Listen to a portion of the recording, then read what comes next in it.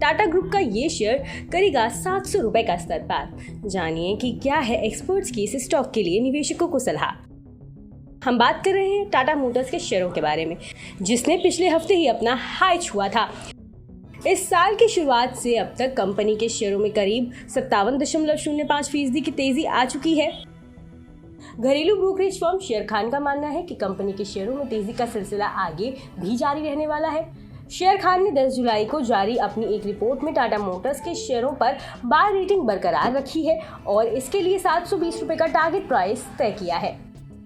ये कंपनी के शेयरों में मौजूदा बाजार भाव से 15.86% की तेजी की संभावना जताता है। टाटा मोटर्स के शेयर्स 13 जुलाई को 0.13% की गिरावट के साथ 620.65 रुपए के भाव पर बंद हुए। शेयर खान ने अपनी रिपोर्ट में कहा, मौजूदा फाइनेंशियल ईयर की पहली तिमाही में इसकी subsidiary company Jaguar land rover की बिक्री में 29.9% की मजबूत ग्रोथ दर्ज की गई है। कंपनी का फ्री कैश फ्लो इस तिमाही में करीब 40 करोड़ पाउंड रह सकता है। JLR का order book value 1.85 lakh units का है, जो आगे भी इसकी मांग के मजबूत बने रहने का संकेत दे रहा है।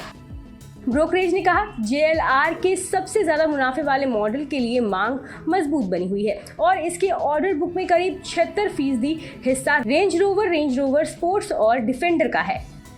ब्रोकरेज ने कहा, हमने टाटा मोटर्स के स्टॉक को 720 रुपए के संशोधित टारगेट प्राइस के साथ बाय रेटिंग दी है। हमारा अनुमान है कि JLR के साथ पैसेंजर व्हीकल और कमर्शियल व्हीकल वॉल्यूम में लगातार सुधार होगा।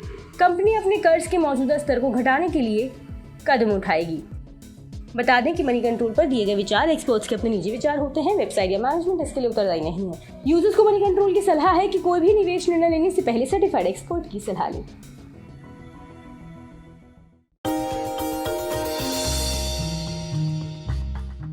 डू यू नो में आज हम बातचीत करने वाले हैं हर घर का चहेता ब्रिटानिया के बारे में। दरअसल ब्रिटानिया आपको आमतौर पे एक बिस्किट कंपनी लगती होगी, लेकिन ब्रिटानिया एक बिस्किट कंपनी ही नहीं है, बल्कि कन्फेक्शनरी कारोबार में एक काफ़ी बड़ी फूड जाइंट के तौर पे आप इस कंपनी को देख सकते हैं।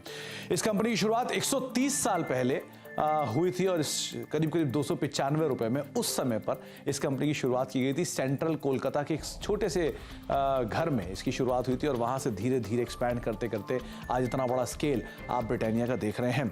ब्रिटिश बिजनेसमैन ने एक स्मॉल हाउस में इस कंपनी की शुरुआत की थी, जिसको धीरे से या फिर बाद में विद टाइम एक्वायर किया गया था गुप्ता ब्रदर्स की तरफ से और इस कंपनी का नाम बन गया था VS ब्रदर्स।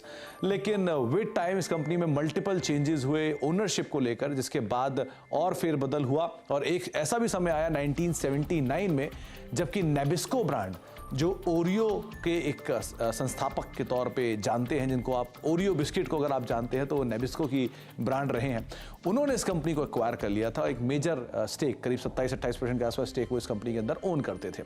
लेकिन जो एग्जिस्टिंग प्रमोटर है वाडिया ग्रुप ने, उन्होंने करीब 1990 में इस कंपनी को एक्वायर किया।